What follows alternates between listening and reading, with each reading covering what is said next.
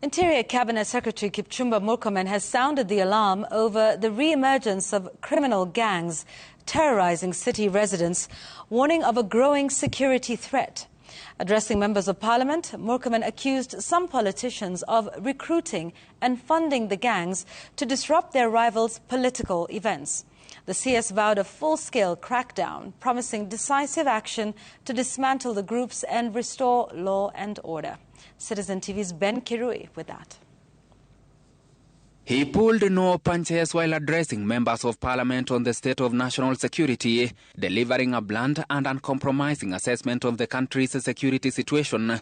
The Speaker, this question of... Interior Cabinet Secretary Kipchumba Murkomen turned the hit on members of parliament during the Kamukunji address on Thursday, accusing some legislators of enlisting youth gangs to disrupt political meetings convened by their rivals, warning that such tactics pose a serious threat to public order. The owners of the gangs sit in this house.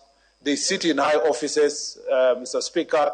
They are in Senate, they are in National Assembly, some of them are in high political party offices. Murkomen cautioning that the same gangs are being used for political ends could ultimately turn against the very politicians who employ them. But it will not stop at the parliament. They will come to your CDF offices, and you have no monopoly of gangs. Some gangs are yours, some other gangs are also being recruited by your opponent. At the same time, the Interior CS raised alarm over the emergence of new criminal gangs that are increasingly disrupting peace in both urban and rural areas. It is important that all of us deal with this systemic issue of gangs because it's mutating. It starts with political bouncers, it goes to political goons, and then it moves to gangs because these people are being maintained using resources.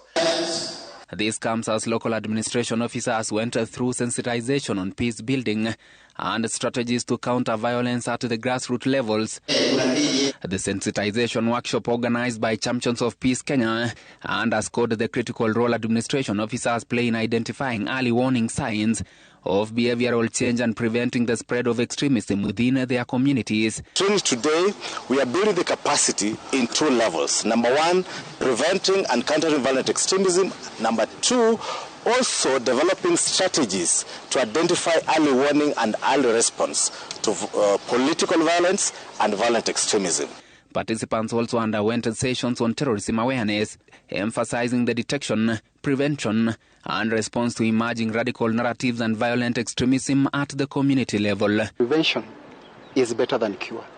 And by talking to the chief and capacity building them on how to look for the early warning signs of radicalization, the pool to where the terrorists are able to get recruits, we're able to make sure that we nip the problem in the bud. The forum, which brought together more than 200 administration officers, comes at a timely moment as political temperatures continue to rise ahead of the polls. Ben Kirui, Citizen TV, Nairobi.